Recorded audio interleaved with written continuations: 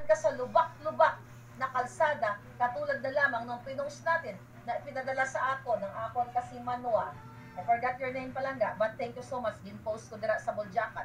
Dumaan sa Bicol, papuntang Mindanao, ang kalsada sa Bicol, Quezon, butas-butas. Decent ba yan? Deserve ba yan ng Pilipinong magaling? Ganun tayo eh.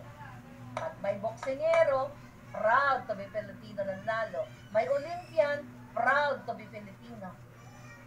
Dapat maging proud din kayo na lubak-lubak ang inyong mga kalsada dyan kasi you keep your mouth shut.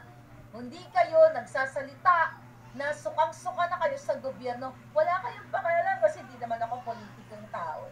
Hindi nyo alam.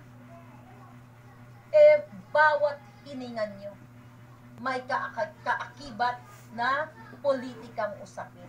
Dahil ang mga politiko ang humahawak sa taxpayers' money o sa pera ninyo. So, hindi pwede na hindi kayo makialam.